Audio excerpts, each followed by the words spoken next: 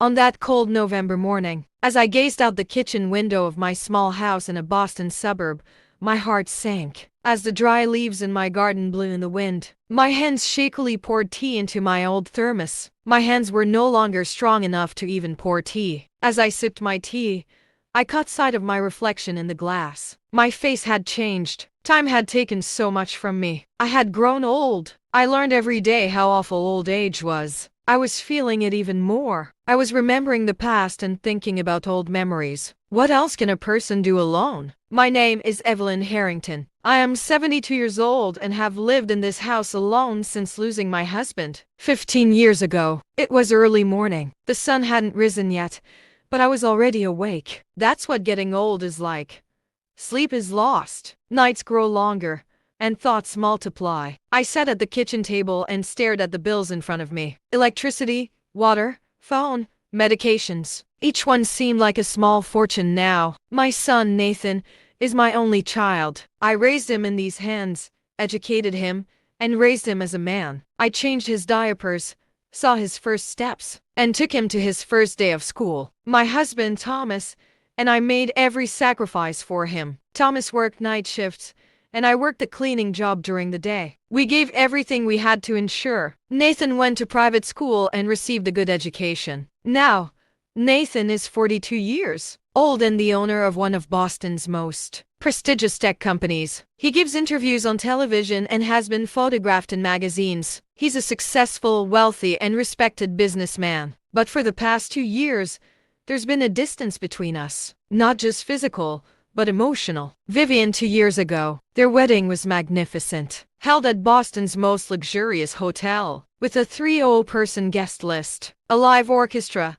champagne fountains. I stood there that day, watching my son's happiness. But there was a sense of unease inside me. Perhaps as a mother, I was too protective. Vivienne, she was a very elegant woman. She had silky blonde hair, perfect makeup, and was always decked out in high-end fashion. A Chanel bag, Louboutin shoes, Cartier bracelets. Her smile was bright, but her eyes always bothered me. She seemed to calculate everything, to plan every move in advance. After the wedding, Nathan and I'd stopped talking on the phone. He used to call 3 or 4 times a week, asking, "Mom, how are you? Do you need anything?" Now he called once a month, and even then, it was mostly formal. "Mom, are you okay? How are you?" Short, courteous questions. That morning, I sat at the kitchen table, staring at the stack of bills stacked in front of me. Electricity, $147. Water, $89. My medications, $213. Phone, $56. A total of $505. I had $180 in my wallet. My pension was still 12 days away, and I didn't know how I was going to manage with that money. I opened the refrigerator. Half a loaf of bread, some cheese, 2 cans of beans. That's all. They were things I'd gotten from church care packages. Every Monday, there was a food distribution at Steady Catherine's church. I'd go there shyly but compelled to pick up a bag of bread, a few canned goods, and sometimes some milk. I'll never forget the first day I went. When I walked through the doors, I felt so small, surrounded by elderly people like me, young mothers, and unemployed fathers. They were all waiting quietly in line. I joined them. Pastor William was surprised to see me. "Evelyn, is that you?" he said. I bowed my head. "Yes, Pastor, I am." From that day on, I went there every Monday. I wasn't ashamed anymore. These were things one had to do to survive. My neighbors noticed my situation too. Mrs. Henderson, the sweet 68-year-old woman who lived next door, would sometimes leave soup at my door. "I made too much, Evelyn. Won't you take it?" she'd say, but we both knew the truth. Mr. Patterson, the retired teacher from the house across the street, would bring vegetables from the garden whenever there were too many. "There are too many tomatoes, you pick them, Evelyn," he'd say. They were all polite, all kind, but they all knew my true situation. One evening, Mrs. Henderson knocked on my door carrying a bag. "Evelyn, I bought you something on the way home from the supermarket," he said. I took the bag and looked inside. Bread, milk, eggs, some chicken. Tears welled up in my eyes. "Mary, I can't accept this. It's too much." "Don't be ridiculous, Evelyn. We're neighbors. We should help each other. That night, when I lay in bed, I stared at the ceiling and cried, silently alone. My son was a millionaire, and I was surviving on the help of my neighbors. Something was wrong. It was terribly wrong. The next day I went to church, not just to get help, but to talk to Pastor William. I found him in his little office, reading the Bible. Evelyn, he said with a warm smile, it's good to see you. How are you, girl? I sat down, hands clasped on my knees. Pastor William always called me daughter. Even though I was 72, it always put me at ease. Pastor, I need to ask you something. But first, I need to be honest with myself. I am listening. My son Nathan got married 2 years ago. His wife Vivienne seems very kind, very elegant, a very successful woman. But I have a feeling something is wrong. Pastor William took off his glasses, cleaned them, and put them back on. This is his action when he thinks. Go on, Evelyn. What kind of thing? Nathan never told me, but last month, a friend of mine overheard Nathan saying that his wife sends me money every month. A neighbor mentioned it at a church meeting. She said, Evelyn's son is a very nice man. He sends me money every month, but I've never received any money. Pastor, never. Pastor William's face grew serious. He leaned forward, clasping his hands on the table. Are you sure, Evelyn? Maybe it's going into your bank account? I'm absolutely sure. I check my bank account every week. Nothing goes into it except my pension. I haven't received a penny from Nathan or Vivienne in 2 years. Alright, have you talked to Nathan about this? No, because I just heard those rumors too. But now I realize that Nathan is sending money, and I'm not receiving it. That means the money is going somewhere. Pastor William took a deep breath, stood up, walked to the window, looked out, then turned to me. Evelyn, this is a very serious situation. If Nathan is actually sending money and you're not receiving it, there's theft here. There's fraud. I nodded. The fear inside me was now turning into doubt, and the doubt into reality. What should I do, Pastor? First, calm down. Worship, pray. God will guide you. Then talk to Nathan. But don't blame. Just ask. Say, son, I didn't receive the money you sent me. Is something wrong? Watch his reaction. Watch his face, watch his eyes. Mothers see everything. When I got home that night, I couldn't sleep. I tossed and turned, staring at the ceiling, staring at my husband's photo. It was on the nightstand, an old black and white photo. Thomas was smiling, his arms folded, that knowing look in his eyes. Thomas, I whispered, what is our son doing to me? Why is he lying? Is it he who is lying? Or is it his wife? There were no answers, of course, only silence. And in that silence, 1,000 questions. The next day, Friday morning, I woke up early. I decided to make Nathan dinner with the help I'd gotten from church. If he was coming over, he needed at least a good meal. I made chicken soup, bought some bread, and made a simple salad. It wasn't much, but it was the best I could do. I woke up at 6 a.m. Saturday morning. I was excited, but also terrified. I started cleaning the house. I wiped down every corner, tidied up every item. My old hands ached. My back was stiff, but I didn't stop. My son was coming. Everything had to be perfect. By 2 o'clock in the afternoon, I was ready. I had combed my hair, put on a clean dress, and applied a little makeup. When I looked at myself in the mirror, I saw an older woman. Wrinkles, gray hair, tired eyes. But still a mother, still Nathan's mother. Exactly 15 o'clock, there was a knock on the door. I took a deep breath, trying to calm my heartbeat. I opened the door. Nathan was there, my handsome, tall, broad-shouldered son. He was wearing a suit and a black cashmere coat. He smiled and hugged me. Mother, I hugged him. I smelled him. That familiar scent. Nathan's scent. A slight after effect. Shave. The smell of a clean shirt. I held him tightly, as if I would never let go. Son, welcome. I missed you so much. I missed you too, Mom. Behind him was Vivienne, wearing a crisp white cashmere coat, high-heeled black leather boots, and carrying a large designer bag. Her hair was perfectly styled, her makeup professionally applied. Her perfume filled the hallway, an expensive, sultry scent. Aunt Evelyn, he said with a fake smile, it's so good to see you. He leaned forward and kissed my cheek lightly. His lips were icy, cold as metal. Vivienne, Welcome, my daughter. They went inside. Nathan looked around the house, and I followed his gaze. The old carpet, the worn sofas, the faded curtains. He saw it all. A sadness appeared in his eyes. Mom, the house looks a little old. Didn't you buy anything new? Furniture? Curtains? Anything? I tried to smile, but the voice was shaky. Everything is fine, son. This is what old people's homes are like. These are memories of you and your father. I don't want to change them. Nathan nodded, but I could tell by his eyes that he didn't believe me. Vivienne went into the living room, approached a sofa, and before sitting down, she wiped the surface with a handkerchief. Nathan didn't notice, but I did. That gesture struck me like an arrow. Wasn't my house clean? Was it dirty? I went into the kitchen and started making tea. My hands were shaking. As I was arranging the cups, one fell and broke. The sound was sharp and painful. Mom, are you okay? Nathan came running. I'm fine, son. My hand just slipped. Nathan helped me pick up the shards. At that moment, I looked at his hands. Soft, well-cared-for hands, moisturized with expensive creams. I remembered my own hands.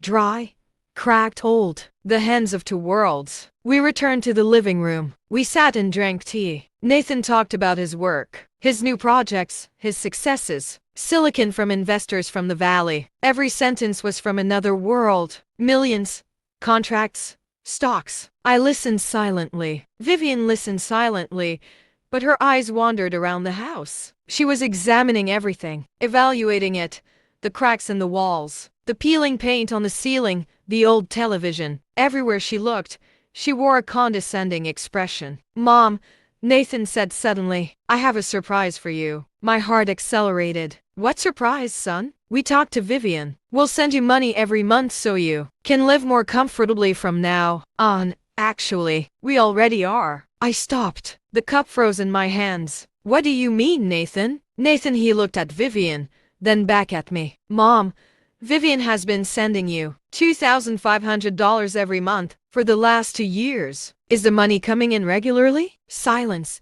Heavy, suffocating, breathtaking silence. The clock in the room was ticking.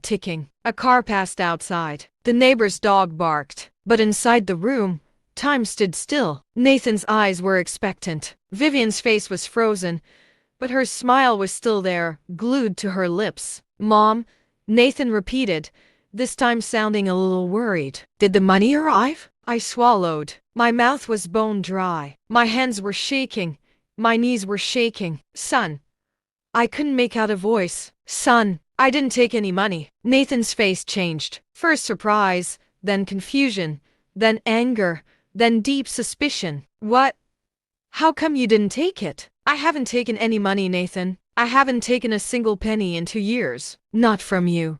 Not from Vivienne. Nathan jumped to his feet and turned to Vivienne. Vivienne, you send it every month, right? You told me. You said you go to my mother's house every month and deliver it. Vivienne's smile loosened but didn't disappear completely. She tried to remain calm, to gain control. Of course I'm sending it, Nathan, he said in a soft but firm voice. I go every month regularly.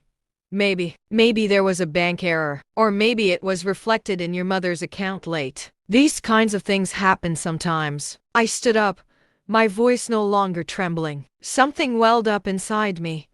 Not anger, but determination. Bank error, I said, my eyes fixed on Vivienne's. I haven't had any money in my account for 2 years. 24 months. How could it be a bank error for 24 months? Nathan put his hands to his head and started pacing back and forth. I don't understand. I withdraw $2,500 from my account every month. I give it to you, Vivienne, and you take it to my mother on the same day every month. So how does he get it? I asked, my voice rising now. Is the bank making the transfer?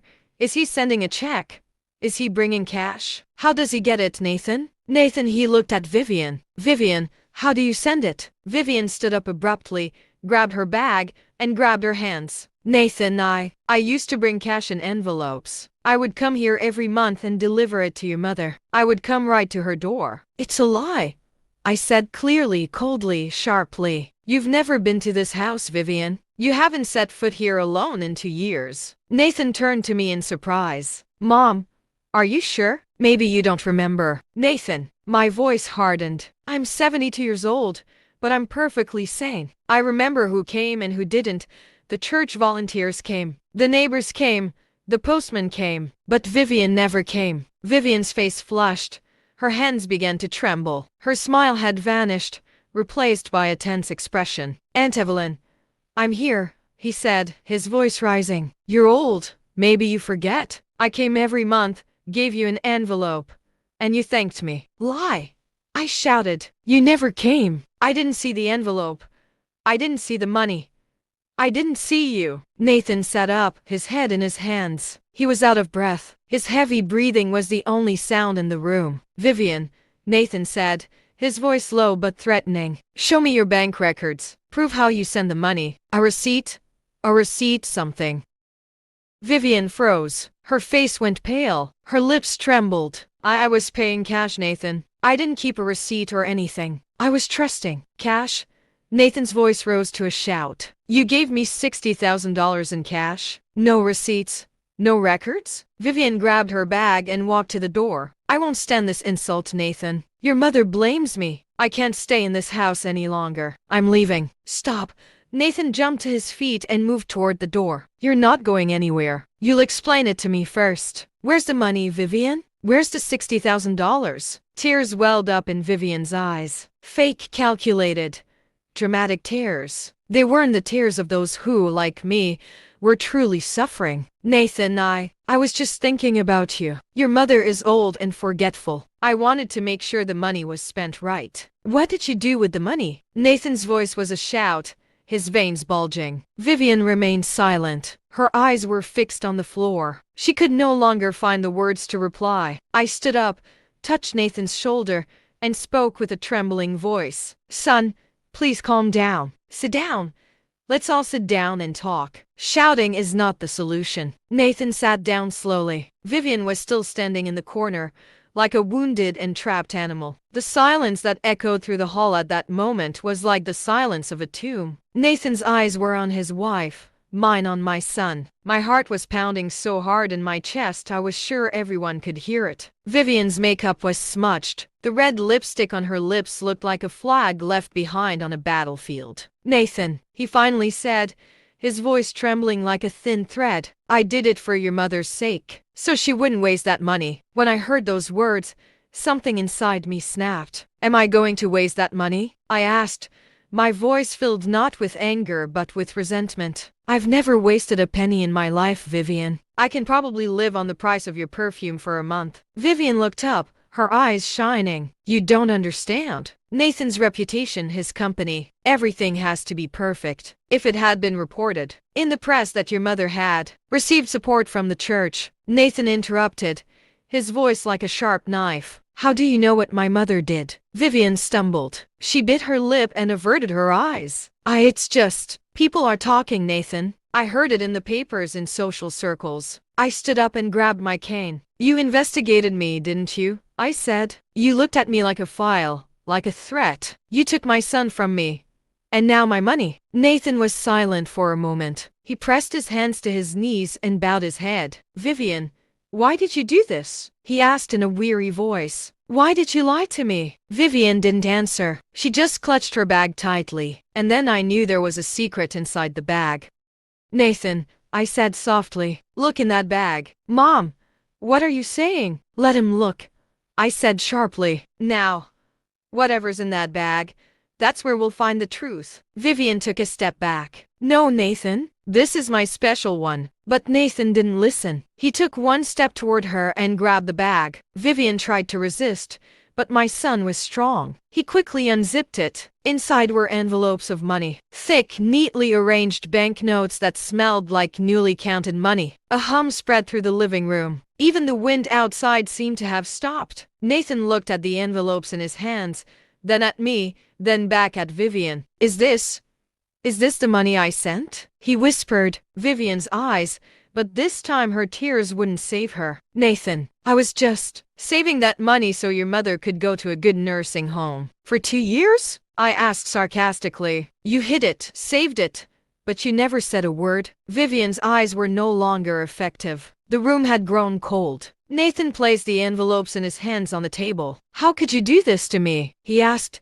his voice hoarse. "I trusted you." Vivienne clasped her hands and knelt before him. "Nathan, please. Your mother never loved me. She always treated me like an enemy. She belittled me, excluded me. You didn't notice, but I was always persona non grata in this house." "Enough!" I shouted. "Your war wasn't with me. It was with my son's love." Nathan's breathing quickened. He threw the envelope he was holding against the wall. The bills flew through the air, falling to the ground one by one. At that moment, the bills made a sound like rain. A cold, soulless rain, like metal. Vivienne continued to cry, but I wasn't looking anymore. Nathan sat down on the floor and put his head in his hands. "Mother," he said in a low voice, "how could I have been so blind?" I sat down next to him and touched his back. "Son, you have a good heart, but good people sometimes can't see bad intentions. You resemble your father in this way." We didn't speak for a long time. Only the clock ticked, then the soft ticking of snowflakes outside. The chill of November had seeped in now. Vivienne stood up and reached for her coat. "I'm leaving," she said in a trembling voice. "I can't stay in this house anymore." Nathan didn't look up. "Go," he said simply, "but don't come back." Vivienne stopped on her way to the door. She turned to me, her eyes a mixture of anger and defeat. "You won, Evelyn. This is what you always wanted." Vivienne stopped on her way to the door. She turned to me, her eyes a mixture of anger and defeat. "You won, Evelyn. This is what you always wanted." The air in the room felt heavy at that moment, almost difficult to breathe. Nathan sat still, his eyes fixed on the floor, his hands shaking. I stood up and held on tightly to my cane. A wave of determination surged through me. Not just for myself, but for all the mothers who had been ignored and scorned for years. "Vivienne," I said, my voice shaky but sharp, "these games end here. You can no longer manipulate my son or my life." Vivienne bit her lip, as if swallowing the words she was about to say. She shook her head slightly, but the anger within her was visible. "You think you've won this, Evelyn, but you forget that you can't win against me." Nathan took a deep breath and stood. "Mother is right," he said. "Vivienne, what's happening in this house has to stop. The money, the lies, the secret dealings, all of this has to come to an end." Vivienne's eyes widened. "What are you saying, Nathan?" I did everything for your own good. I wanted your mother to be comfortable." I took a deep breath. "Comfort? You haven't been seen for 2 years. You hid the money you sent me. You manipulated my life. Is this what comfort feels like?" Nathan clasped his trembling hands together. "Mom, don't blame him. Let's get the facts first. Let's get everything straight." Vivienne took a step back, clutching her bag tightly. "The truth? You don't understand anything. You trusted me, and I only thought about your well-being and your mother's." "You were thinking of my well-being," I said sarcastically. "Where did you take that money before it reached me? Why didn't anyone know for 2 years?" Vivienne's voice trailed off, her eyes filling with tears. "Nathan, I had to keep some things a secret. It was only for your reputation and the company's reputation." Nathan shook his head and put his hands to his face. "Enough. I'm not letting this go. Vivienne, show me the bank statements, every payment, the delivery date on every envelope." Vivienne glanced around. I was paying cash. No receipt, but I took it every month. Nathan angrily grabbed his bag, unzipped it, and spilled its contents onto the floor. Cash, envelopes, old receipts, everything was scattered. Silence fell. Even the wind seemed to stop. I fell to my knees and put my hands on my head. "Son, were these your coins?" Nathan bent down slowly and picked up the coins. "It was all given to me with Vivienne's words." "But Mom, be careful. There's more." I placed my trembling hands on his. "More? What does that mean?" Nathan looked up, his eyes filled with determination. "It wasn't just cash. She used counterfeit invoices to siphon off extra cash from the company. Vivienne didn't do it alone. There was someone on the inside too." My heart nearly stopped at that moment. A voice inside me was saying, "Are there other dark secrets in this?" Vivienne's face was now pale, torn between fear and anger. "Nathan, I can't explain this. I had to protect you, protect your mother too." I stood up, hit my cane hard on the ground, and raised my voice. "Protect? How can you protect a 72-year-old woman with lies and games for years? Nathan took a deep breath. Mom, you're right. I have to come clean now. The next morning, Nathan met with the police and the bank. Documents, receipts, and security camera footage were examined one by one. Vivienne's entire scheme was exposed. $60,000 in cash, fake consulting invoices, secret withdrawals from the company. Everything was recorded. That day, I sat quietly at home. I gazed out the window, watching the leaves blow in the wind. My heart was still racing, but I also felt at peace. The anger and resentment I'd held inside for years were giving way to a sense of relief. The police arrested Vivienne. The television news headlined, "Tech Tycoon's wife accused of fraud," but I didn't look at the papers. I no longer cared what the outside world said. Nathan came to see me every day, sometimes from work, sometimes just to chat. But most importantly, he gave me new confidence. If my father, Thomas, were here, I'm sure he'd smile the same way. One evening, Nathan came in with a file in his hand. Mom, I prepared the documents. This project will help older people adapt to the digital world. Tears welled up in my eyes. Is my name on this project? Yes, Mom, he said, smiling. You taught me honesty, love, and resilience. I wanted to keep your name alive. That evening,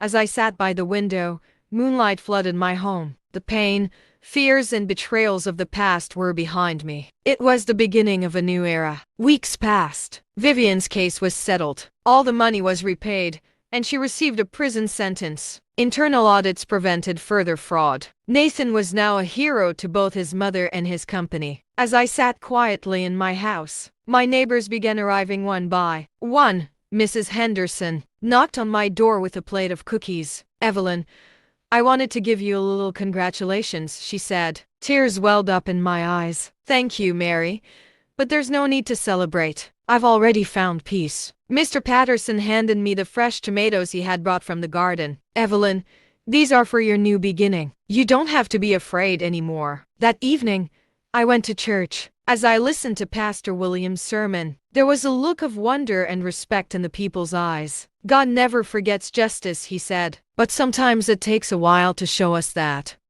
That night, as I lay in bed, I looked at Thomas's black and white photograph. Thomas, finally, my son and I are together again. You just have to be proud. The moonlight streamed through my window, illuminating every corner. And I, Evelyn Harrington, a 72-year-old woman, I understood the greatest lesson life has ever taught me. Love, patience, and determination are always the most powerful weapons. But the story didn't end there. A week later, an envelope arrived in the mail. It simply read "Confidential." Inside was a note in Vivienne's handwriting. Evelyn, I can't forgive you, but I'm trying to understand. I loved Nathan. I just made mistakes out of fear of losing him. Maybe one day you'll forgive me. I folded the letter and put it in the drawer. I whispered, I forgive you, Vivienne, but I will not let you ruin my life again. Months passed. Nathan's company had recovered, its reputation restored. He was no longer just a businessman. He was a leader who had learned from his mother's story. One morning, he came to me with a notebook in hand. Mom, I've started a foundation named after you. It will make life easier for older people. Tears welled up in my eyes. Son, is that my name? Yes, he said, smiling. You taught me honesty, love, and resilience. In that moment, the pain, anger, and resentment I'd held for years disappeared completely. Nathan hugged me, and I hugged him. A silent bond formed between us, one that no amount of money, no amount of lies could break. And that night, for the first time, I slept peacefully. The November chill hadn't set in. The garden was full of new buds. Every morning, as I looked out the window, my heart no longer ached. Despite all its difficulties, life was finally showing its justice. God hadn't been silent. He had simply waited for the right moment. I didn't gain my son. I lost you, I said coldly. But sometimes God's plan hurts. When the door closed, only the howling of the wind remained in the house. Nathan remained silent for a long time. His face was pale. Then he stood up abruptly and looked out the window. Mom, he said quietly, I have to fix this. He didn't leave the house that evening to go to the bank. But the next morning, at sunrise, he was at the door. wearing his suit and holding a file. "Where are you going, son?" I asked. "To find out the truth," he said. "I'll ask for the bank records. I'll check everything." After he left, the house fell silent. Hours passed. I made tea and looked at the newspaper, but I couldn't see the letters. My mind was always on Nathan. That afternoon there was a knock at the door. Nathan came in, his face pale but his eyes determined. He had a few pages in his hand. "Mother," he said, "you were right. The money was withdrawn. The cash was given, all with Vivienne's signature." I gasped for a moment. "So the bank confirmed everything?" "Yes. He made regular monthly withdrawals from the account." "But Mom," he said, hesitatingly, "there's more." He sat down at the table and placed the documents in front of me. "In the last 3 months, other transfers were made from my account with my signature, but I did not sign those documents." "Well, so he didn't just steal money from you, he also diverted money from the company." I didn't know what to say at that moment. A mother's heart breaks in a completely different way when she sees her son's life falling apart. "You need to go to the police, Nathan." He nodded.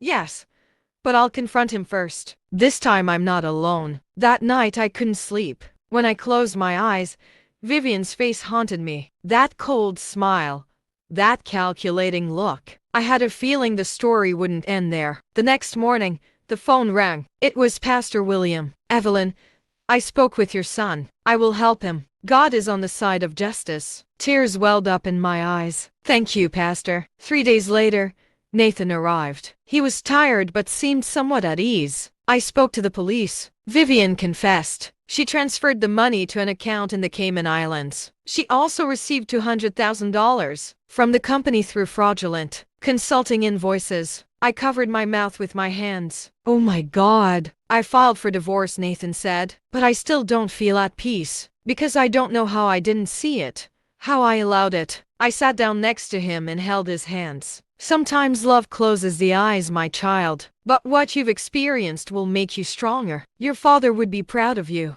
At that moment, Nathan looked at me, for the first time in years, with those little childish eyes. "Mom, I neglected you. I left you alone, but I promise, nothing will ever be the same again." I couldn't hold back my tears. "I just want you to have peace, Nathan. It's not the money that scares me. It's the loss of your love that scares me." Days passed. The newspapers covered the incident. "Technology giant's wife accused of fraud" ran as headlines, but I didn't read those lines. I found it enough that my son had come back to me. One evening Nathan came back. He had a small box in his hand. "Mom," he said with a smile, "I made this for you." I opened the box. Inside was the deed to the old family home. "It was on Vivienne," he said. "Now it's yours again." I looked at that paper, my fingers trembling. "But son, there was no need." "Yes," he said resolutely. "This place was built with your labor and my father's sweat. Live in peace in the place you deserve." That night I slept peacefully for the first time in years. A week later, an envelope arrived in my mailbox. There was no sender or address on it. I opened it and found a letter inside. "Evelyn, you think everything is over, but some truths have yet to emerge." Vivienne was not alone. My heart froze. In the corner of the paper was a small bank logo. The next day, I showed it to Nathan. He frowned. "Only internal personnel use this logo. So, someone on the inside must be involved."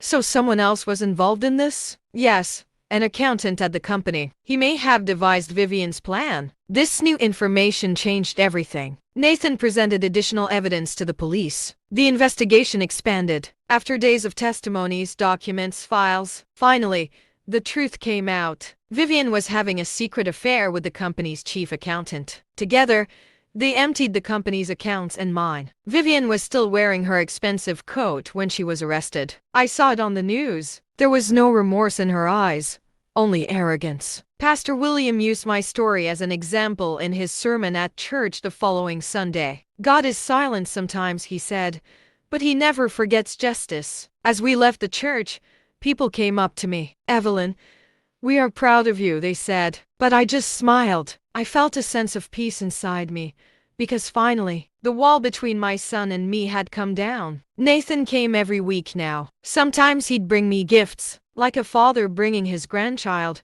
sometimes just flowers. But the best gift of all was the time we spent together. One evening, he came in with a notebook in his hand. "Mom, I'm starting a new project," he said. "A digital help platform for elderly people. It's called Evelyn. I will put it in fund." Tears welled up in my eyes. "Son, is that my name?" "Yes," he said, smiling, "because you taught me honesty, resilience, and love." In that moment, all the pain, shame, and resentment that had built up inside me for years melted away. Nathan hugged me, and I hugged him. Time passed. Winter was over.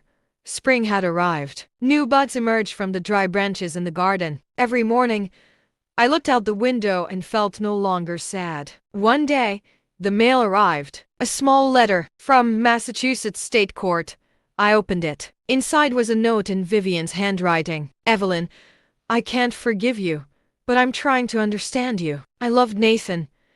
I just made mistakes out of fear of losing him. Maybe one day you'll forgive me." I looked at those lines for a long time. Then I folded the letter and put it in the drawer. I whispered, "I forgive you, Vivienne, but I will not forget." Months passed. Nathan's company had recovered, its reputation restored. He was no longer just a businessman but a leader inspired by his mother's story. Months passed. Nathan's company recovered, its reputation restored. He was no longer just a businessman, but a leader who had learned from his mother's story. I sat quietly in my house, trying to savor the peace life offered me. Looking out the window, I noticed the new buds in my garden. The harshness of autumn had given way to a gentle winter breeze. The dry leaves were no longer on the ground, but lurking beneath the snow-covered earth. Everything felt covered, cleansed, just as my past, shadowed by Vivienne, had been cleansed by Nathan and my reborn bond. That morning, as I was making breakfast, Mr. Patterson came in from the garden with a basket of fresh vegetables. "Evelyn, everything seems to be going well now, but I came anyway," he said, smiling. I put down the kettle, my hands still shaking. "Thank you, Mr. Patterson," I said. "I couldn't stand being alone in this house without you." "Evelyn," he said, setting the basket down on the kitchen table, "it's good to see the justice of life. But remember, doing good in this world always comes back to haunt you." I closed my eyes and took a deep breath. Those words sank into my heart. People might not always be there for you. They might cheat on you. They might hurt you sometimes. But true kindness and love always returned when least expected. That day, Nathan called me. "Mom, there's something I need to talk to you about. I have some plans regarding Vivienne's criminal proceedings and the reorganization of the company. Do you want to come home?" Tears welled up in my eyes. "Of course, son. I'm waiting." Nathan arrived. He had files, documents, and a few small gifts with him. We sat down and began discussing the entire process. Vivienne's prison sentence had been finalized, but Nathan wanted her to see the sentencing process as a lesson, an opportunity to understand the need for forgiveness. "Mom," he said, "you don't have to forgive Vivienne, but we shouldn't spend the rest of our lives in anger. It will only wear you out." I nodded. "You're right, Nathan. But sometimes it's hard to let go of the anger that's built up over the years, especially after a betrayal like this." Nathan opened the notebook. "Here is Evelyn plans for the fund. This foundation will help older people adapt to the digital world, providing them with training in internet use, online banking, health applications, and social media. Your name will be built on your experiences and your patience." Tears welled up in my eyes. "Son, this is incredible. It's important to carry your name. Mom, you taught me honesty, love, and resilience. To help people, to protect them, to show them the right way. That's Evelyn. The fund will do exactly that." A few weeks later, the foundation was officially established. A small ceremony was held, attended by my neighbors, Pastor William from church, some former colleagues, and journalists. Mrs. Henderson arrived with flowers. "Evelyn, I am so happy for you. You will change not only your own life but the lives of others as well." At that moment, I felt an indescribable joy. Tears welled up in my eyes. "Thank you, Mary. This foundation will bring hope not only to me, but to older people as well." Pastor William stood next to me and placed his hand on my shoulder. "Evelyn, a woman like you should be an example to the world. The hardships you've experienced, the pain you've endured, all of it has now become a source of strength. People will learn from your story." That day, Nathan and I reviewed the foundation's initial plans. We organized volunteers, developed educational materials, and tested online platforms. He consulted with me every step of the way, seeking my input. As a mother, I was so proud. One day, while I was home alone, I learned that Vivienne had gone to court. Media reports suggested that she was secretly remorseful and beginning to understand her mistakes. Maybe, I thought to myself, life is teaching her a lesson too. That morning, after breakfast, I looked out the window at the old swing in the garden. The swing Thomas had given me. I remembered those days. Nathan as a baby, my husband's patient voice, the warmth of our home. Each memory made my present peace more meaningful. As the days passed, Evelyn projects for the fund grew. We partnered with senior centers in Boston, established internet cafes, and trained volunteers. People were now more able to adapt to technology and manage their banking and healthcare independently. One afternoon, Nathan called me. "Mom, there's a special event going on today. The elders and volunteers are getting together. Do you want to come?" "Of course," I said. When I arrived at the event, I was deeply touched by the joy in the elderly people's eyes. One of them came up to me and held my hand with a trembling hand. "Thank you, Miss Evelyn. Without you, we would feel alone in this world." Tears welled up in my eyes. "You should get the attention you deserve." I was just a bridge. That day, throughout the event, many elderly people shared their stories. Some were far from their children, some were alone, but all were Evelyn. Thanks to the fund, they felt valued again. When evening came, Nathan and I returned home. "Mom, thanks to you, they have hope in their lives again," Nathan said. Tears welled up in my eyes. "My son, this is the greatest reward. Their happiness, the peace of mind of elderly people. This is far more valuable than money or titles." A few weeks later,